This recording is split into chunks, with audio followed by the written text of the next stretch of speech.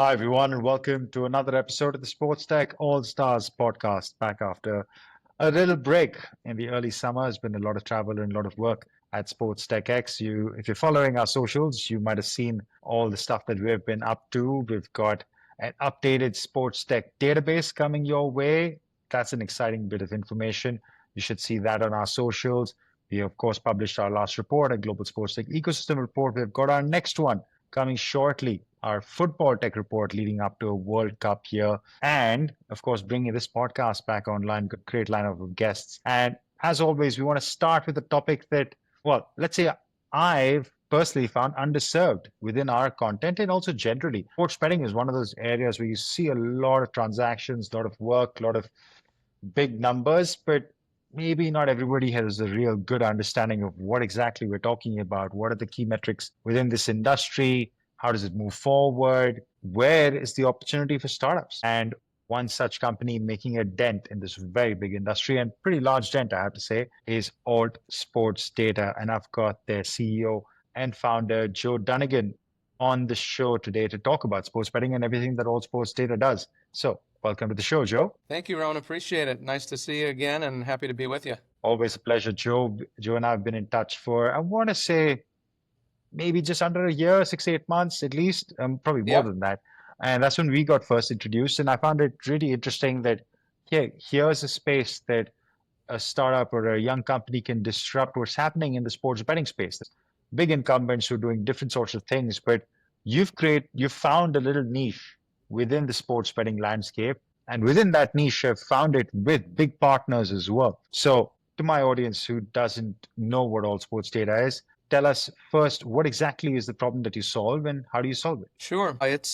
So we're a sports engagement accelerator is how we describe ourselves. We approached the market and, well, niche, it's a mass niche. There's a high concentration in the sports betting industry within the sort of big four, big five sports, to the point where in the US, 74% of the handle last year was on 3 sports. And it leaves the sort of all other category wide open. And so what we've done is we've approached the sports betting industry from the perspective of, hey, how do we provide new, relevant, differentiated content to help supply the industry? And then at the same time, how do we leverage the audiences surrounding a variety of alternative and emerging sports to become first-time bettors and support the sports that they are most passionate about in the context of sports betting? And so, yeah, that's a little bit about what we do. The way that we do it is we provide official exclusive global data rights. We leverage official exclusive global data rights from 24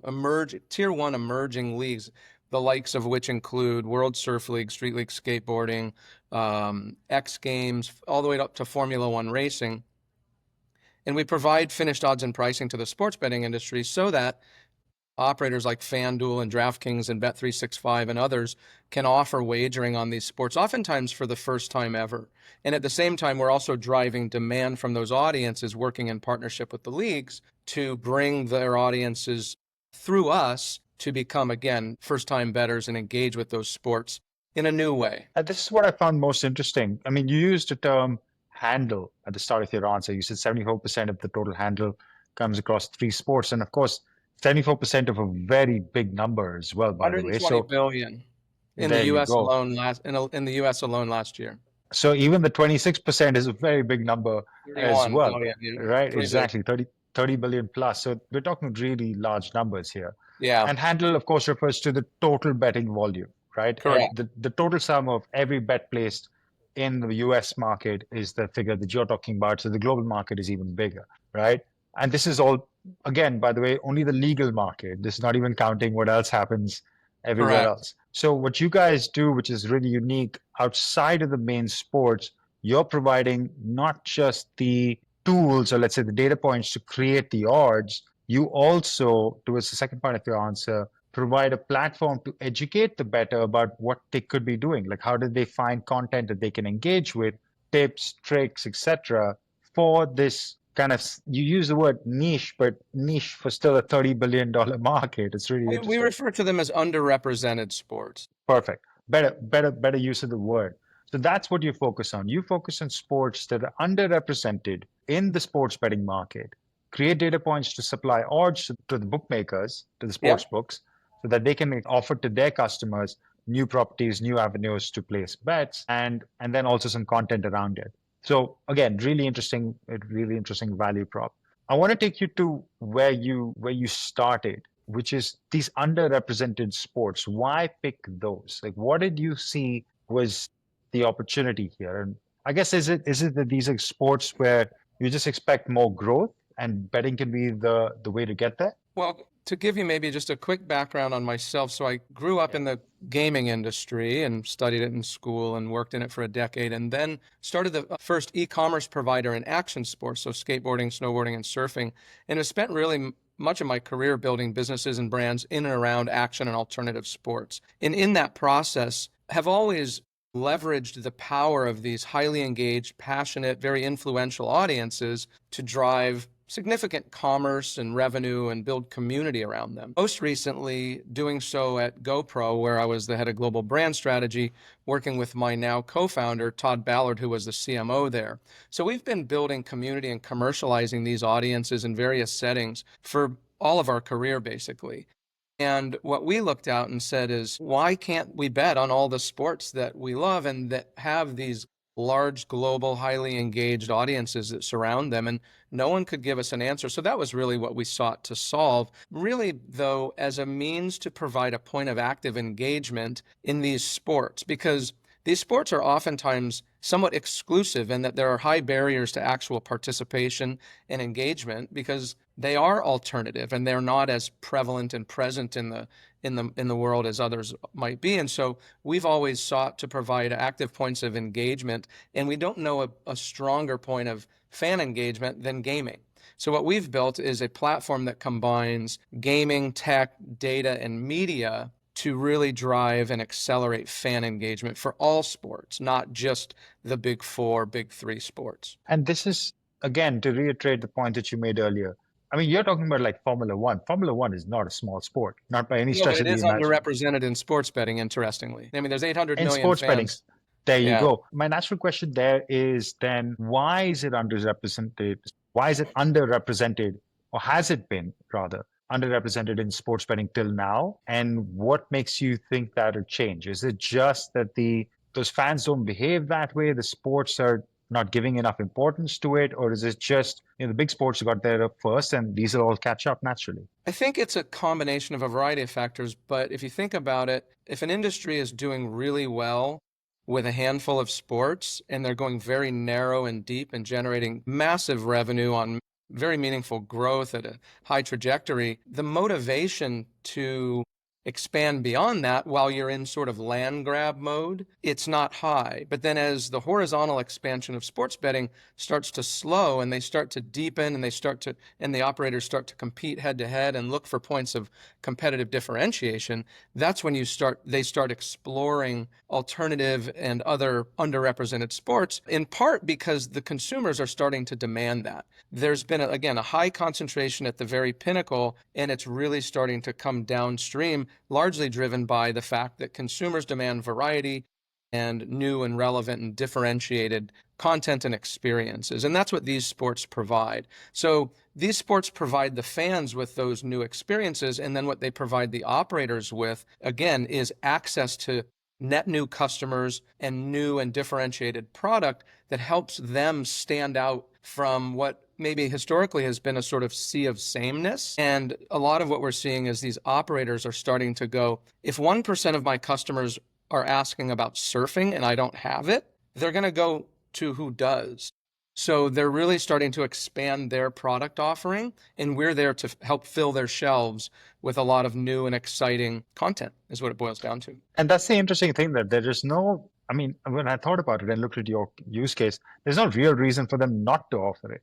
Like there's no additional cost, there's no problem. It's just another product. It's another SKU. If you think about just like a product, terminology that they can Correct. list, If somebody wants to transact that, great. It'll be probably relatively small as a percentage of the total value chain or the total number of users, but Yeah. small or big, it's good. I'd rather you have that transaction with me, as you said, rather than with somebody else. So it naturally gives that surely every sport should then have some sort of betting layer And that's exactly the market that you tap into. You got it. Yeah. And I look at it a bit like the early days of e-commerce. If you think about it, I mean, Amazon was a bookseller. And Right. so they started with a very narrow sliver and they expanded that product offering. And that's really what we see the operators doing as well. They started with a narrow and deep, high quality product offering, but as consumers demand variety and diversity, that's what they need to give them. And that's what we're there to provide them with. That's an interesting one.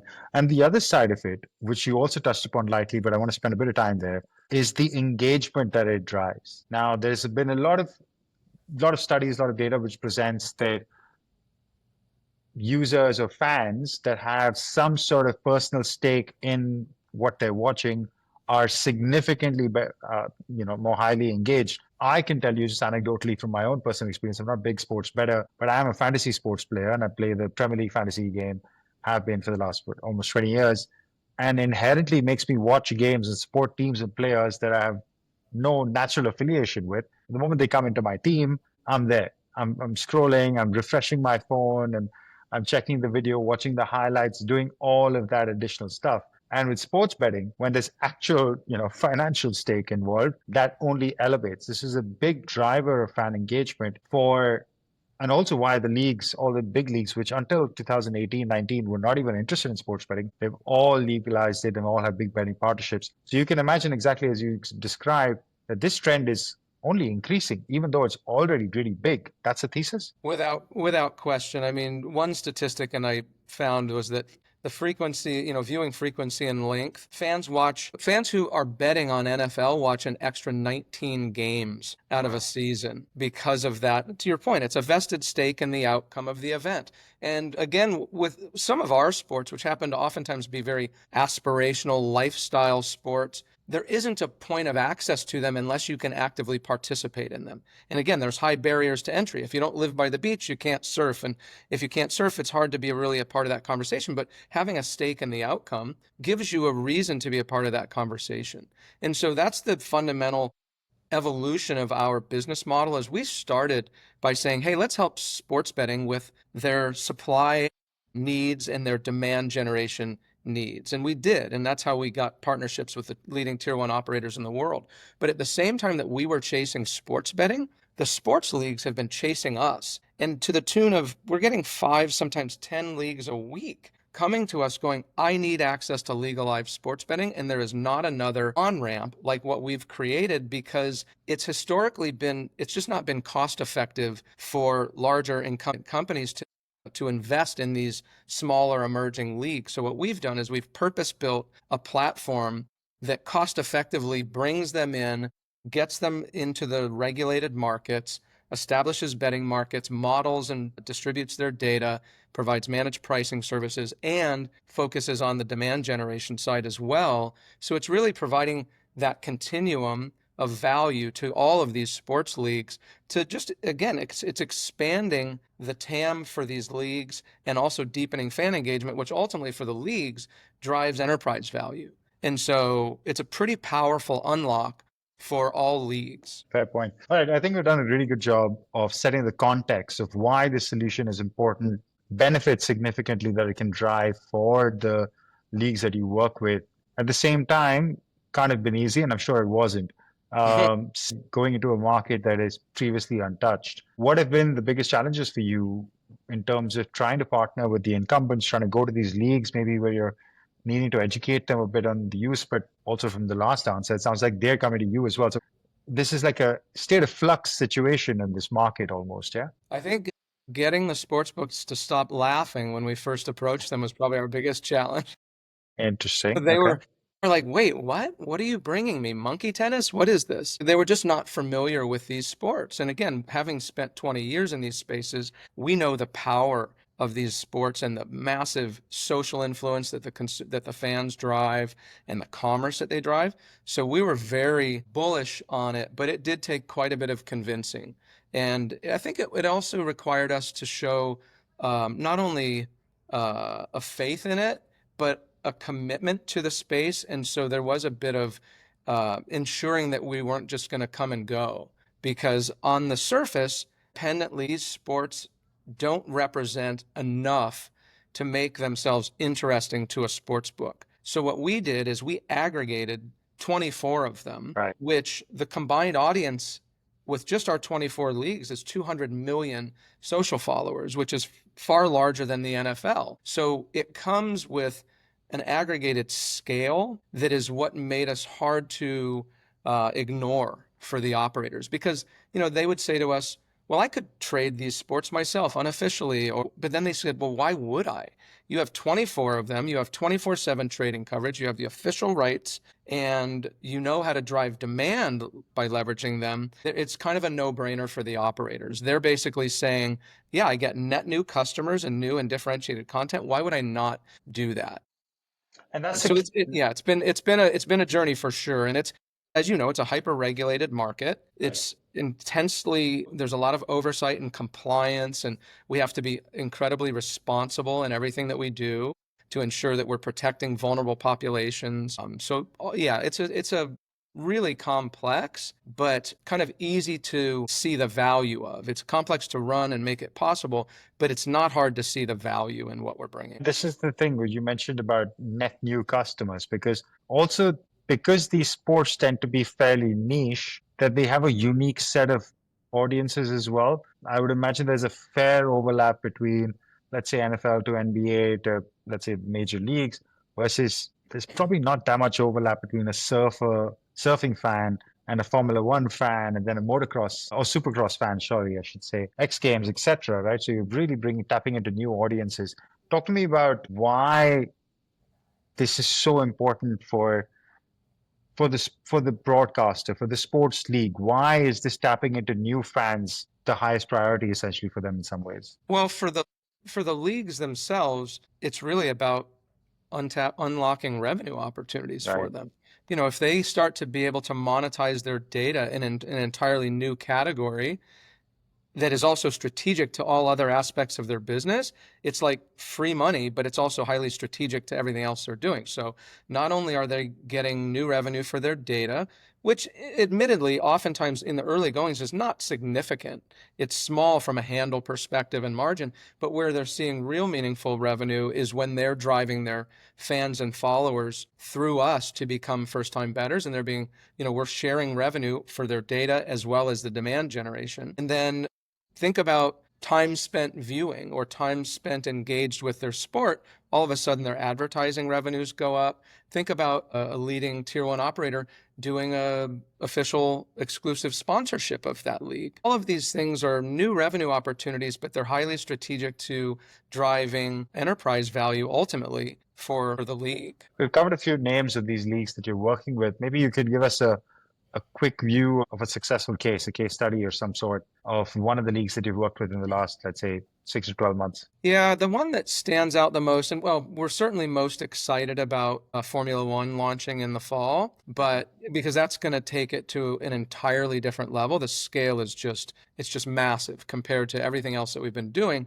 However, we've seen an increasing sort of quality and quantity of leagues that we've been bringing in, and we went live with Feld Motorsports with Supercross in January, and it came out of the gates on fire. It was really, really powerful in that we did more volume from a betting handle perspective, from a unique bets, from a new customers, from traffic, from conversions, registrations in the first month of this year than we did all of last year. And it was largely on the back of the launch of Supercross in January, as well as the X Games. And the key unlock to both of them, they have highly engaged fans, and they've got, very passionate audiences and large iconic global brands. We work in partnership with the leagues, and when they lean in and really start to weave betting into the narrative of their sport, and they're actively driving their fans through our owned media property at nxtbets.com, which serves as somewhat of a buffer between themselves and betting. So it's not them saying, hey, go bet on Supercross. It's, hey, go learn about betting on Supercross at NextBets. And oh, by the way, there are offers and there's bespoke content and there's all the regulatory and compliance elements. So it was kind of perfect world scenario. All the stars lined up for that launch, and it was very meaningful for their brand. It was very protective of their brand, but also drove them significant net new revenue. and thousands of new fans and followers of Supercross became sports bettors and were betting on the sport that they love. And now they're, engaged in a way that they couldn't be before. And I think one thing to address there is betting inherently has some negative connotations around, let's say, gambling or addiction to gambling and stuff like that. And all that is true, of course, and you have to bet responsibly. But one thing that I've also learned is that if you can define that a bit and provide the resources, is that this can just be yeah, you might not always win. You might win, like you might mainly lose and you'll win very little, but it's just like anything else that you spend a bit of money on. It's entertainment. It's competitive entertainment. I mean, Right. I've again, growing up fourth generation in the gaming industry, I've been a $2 bettor my whole life. It's just a form of, I mean, I could drink a beer or place a $2 Right. bet or maybe do both, but I'm very engaged in the outcome of that event in a way that I wouldn't be without that. And while I would never diminish the reality of problematic gambling, you can think about consumption of anything. It Right. exists everywhere. We are extraordinarily focused on being regulated, compliant, responsible. The first thing we do with any league that comes to us is we put them with a very reputable integrity monitoring service provider and have them engage with them to ensure that they pass all of those kind of initial hurdles before we'll even talk to them as a potential customer. And on an ongoing basis, we're consistently working with them on continuing education and upgrading of all of the regulatory and compliance. And everything we do is focused on making it as safe for the end consumer as humanly possible. Fair shout.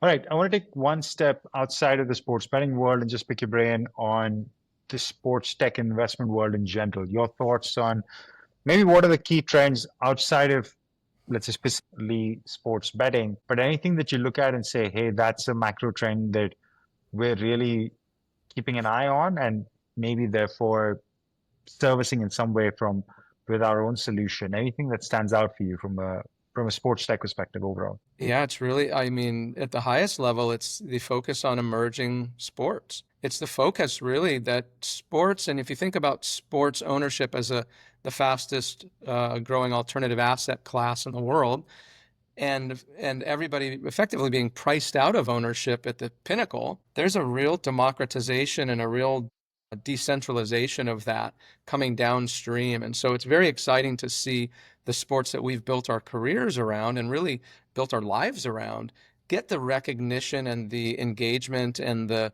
valuations that they deserve. And so I do see that as a major trend, and it's driven from fan demand. Fans love Big Four, Big Five sports, but they also want variety. And our attention spans are shrinking, and our need for diversity and content and engagement and experiences continues to grow. So I see that being driven from the fan down, and then the emerging leagues are popping up as a result. And then the last piece of it, and it's what we've really leaned into, emerging technology and advanced technologies allow you to cost effectively offer platform solutions that accommodate the unique needs of all these emerging leagues. They don't have the budgets that NFL and MLB and Premier League have. So you have to build a lean and efficient solution to provide them value in a way that makes financial sense for them. So that's what a lot of energy that I see happening, investing in and around the ecosystem, are in picks and shovels plays, not unlike ours, that empower these leagues to provide solutions for their fans in a way that's profitable for them. And that's an important point to make because I think something that's the sports industry, well, now is getting the attention because of the emerging asset class, which it has been for a long time, but now it's being publicly acknowledged as that. But what it's been guilty of is not being profitable, not being sustainable. Right. I think it's 3 out of the 20 Premier League teams which have some sort of operational profit that they run on. And these are companies which are in hundreds of millions of revenues and they're still operating at significant losses. They're running inefficient businesses, Right. As a baseline. While the emerging leagues have the responsibility to their investors right from the start that they run tight ships and therefore are looking for choice. They don't have a choice. They don't have a choice. They have to be, they have to be solvent and viable. And I think that the combination of that consumer demand and emerging and highly efficient technology solutions are marrying really well to make it possible. if you think about it, in a day gone by, there's no way some of these smaller leagues could have made it work because the infrastructure costs were just simply too high and the barriers were too high. And that's why the incumbent providers in our space are so focused on a handful of sports because they've invested so heavily in them. Rightfully so. They're making a lot of money. They're doing very well, but it leaves this incredible gap. And that's really what we seek to fill. And it's a trend that we talk a lot about at Sports Tech X, whether it's emerging leagues or new formats within existing sports. That is where, and also those are built for new audiences and younger audiences, etc. So lots of macro drivers in there. I like that one. Brilliant. Yeah. Joe, talk to me about what's coming up. What does the next 12, 18 months look like for All Sports Data? A lot of work. It's going to be a lot of work, but we're excited about a lot of stuff. I mean, really, us getting more efficient and effective with onboarding new leagues and expanding our portfolio to continue to drive more value, not only to sports betting, but to sports more broadly by engaging more and more fans. That's key. And we've proven there's a there with our sports and with our platform and our process. It's really about scaling that up and accommodating this large inbound demand that we have. At the same time, Formula One is without question top that's a big priority to execute with excellence and prove the value of that sport. Everybody knows the value of the sport. It's iconic and it's global and it's so highly engaged with. It's a head scratcher to the entire industry why it's not more bet upon. And we seek to solve that. We brought together the leading traders from competing operators from around the world at Formula One a couple of weeks ago in the UK. And for the first time ever, I don't think anyone's ever really done that, to say, how do we make this more bettable together? Because everybody's so passionate about it. Everybody wants it to win. So it's somewhat of a chicken and egg. If you think about it, if a sport isn't driving a bunch of handle, the industry won't invest in it. But if the industry doesn't invest in it, it doesn't drive a bunch of handle. So it's very circular. And so unlike maybe who they've been working with in the past, where they might not have been top priority, for us, they're absolutely our top priority. That's an exciting one, absolutely, to look forward to. And yeah, I'll be waiting for that launch for sure. A call to action. I know you just raised a funding round or announced a funding round that you probably raised earlier in the year. Congratulations on that. Thank you. What's the call to action here? You guys hiring? You're looking for partners? Looking for overseas development? Anything that our listeners can tap into? You name it. As a startup, as a young emerging company, you need everything. But yeah, it's more leagues, it's more operators, it's talent, it's capital. So it's all of the above. We're not raising actively today, but we will be, because we are going to, no pun intended, but really press on the gas now because the proof points are all so solid. It's time to really scale up and turn the nose of the airplane a little up and to the right. Makes sense. And we'll put your, let's say, LinkedIn in the show comments. If somebody wants to reach out to you there, that's probably the best way to do that. Joe, it's been an absolute pleasure. Thanks so much for educating us on the opportunities in alternative sports properties, or the betting opportunities with alternative sports properties, and the reason why this is really gaining some traction and some attention globally. My last question to you before I let you go, I always end with this question. What has been your favorite sporting moment? So I may have a slightly unique one. My father raced horses for almost 60 years of his life, and he was a harness driver, and he won a race in New York, a New York State Sire Stakes, with a horse that was named after myself and my son at 64 years old. So hands down, that's the one that I like to cite. Was it a big payday for him as well on the bet? It was a New York State Sire Stakes race, so it wasn't a small purse. And the horse's name was Aiden Joseph, and it was at Saratoga Harness, and it was legendary. I mean, he was still on the track doing what he loved at 64 years old, which is pretty inspirational for me. And that's a moment for the family to share as well. That's why I love asking that question. You get some great stories. Joe, been an absolute pleasure. Thanks for taking the time. Likewise, Ron. Thank you so much for having me. Really great to see you again, and we'll speak again soon. We will. All right, guys, that's a wrap for another episode. As I said, we're bringing the series back with a bang, and we've got a great lineup for you. So stay tuned. See you next week. Cheers.